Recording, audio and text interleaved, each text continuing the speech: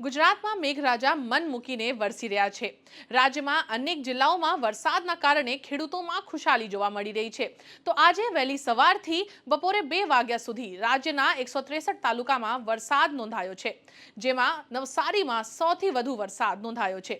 ત્યારે વલસાડ, ડાંગ અને તાપીમાં સરેરાશ 2 ઇંચ વરસાદ વરસ્યો છે, તો બનાસકાંઠા, અમરેલીમાં પણ વરસાદી માહોલ જોવા મળી રહ્યો છે। ડાંગના સાપુતારામાં વરસાદના પગલે અંબિકા નદીમાં ઘોડાપૂરની સ્થિતિ જોવા મળી રહી છે। તો હવામાન વિભાગ દ્વારા સુરત, નવસારી, વલસાડ, દમણ અને દાદરાનગર હવેલીમાં ભારેથી અતિભારે વરસાદની આગાહી કરવામાં આવી છે। રાજ્યમાં વરસી રહેલા સાર્વત્રિક વરસાદના પરિણામે 48 જળાશયો સંપૂર્ણ ભરાયેલા, જ્યારે 9 જળાશયો 90 થી 100% ભરાતા હાઈ એલર્ટ જાહેર કરવામાં આવ્યા છે। આ ઉપરાંત સરદાર સરોવર સહિત 28 ડેમ 50 થી 70% ભરાતા વોર્નિંગ આપવામાં આવી છે, જ્યારે 39 ડેમ 25 થી 50% ભરાયા છે।